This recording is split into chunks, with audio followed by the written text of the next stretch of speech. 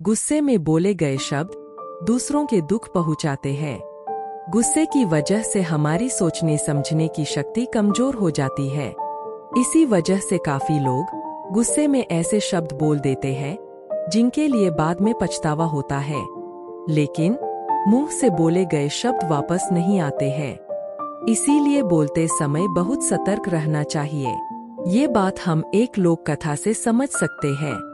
कथा के अनुसार पुराने समय में एक संत रोज अपने शिष्यों को और अन्य लोगों को उपदेश देते थे। गांव के अधिकतर लोग संत का बहुत सम्मान करते थे, लेकिन कुछ ऐसे भी थे जो संत को पसंद नहीं करते थे।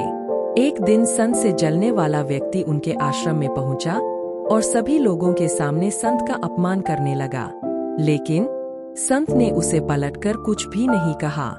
जब वह व्यक्ति बोलते बोलते थक गया तो वह चला गया। गांव के लोग ये देखकर बहुत दुखी थे। संत ने अपना प्रवचन फिर से शुरू कर दिया। जब वह व्यक्ति अपने घर पहुंचा तो उसे अपनी गलती का एहसास हुआ।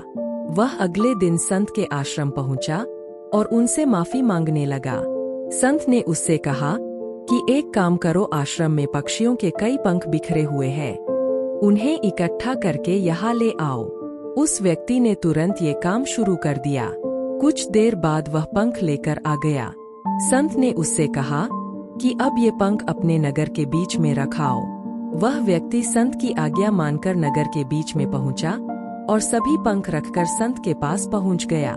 संत ने उससे फिर कहा कि अब एक और अंतिम काम कर दो, वे सारे पंख वापस लेकर आ जाओ। जब वह व्यक्ति नगर के बीच में पहुंचा तो वहां रखे सभी पंख उड़कर इधर-उधर फैल गए थे। सभी पंखों को इकट्ठा कर पाना उसके लिए बहुत मुश्किल था। वह खाली हाथ ही संत के पास पहुंचा और पूरी बात बता दी। संत ने उससे कहा कि भाई, ठीक इसी तरह जब हम गुस्से में होते हैं तो जो कुछ भी बोलते हैं वह दूसरों को दुख देता है। जब हमारा मन शांत होता है तब हमें गलती का एहसास होता है, लेकिन तब हम कुछ भी नहीं कर सकते हैं। जिस तरह सभी पंखों को इकट्ठा कर पाना संभव नहीं है, मुंह से निकले शब्द वापस नहीं लिए जा सकते हैं। इसीलिए गुस्से से बचना चाहिए और कुछ भी बोलते समय बहुत सतर्क रहना चाहिए। उम्मीद है आपको ये कहानी पसंद आई होगी।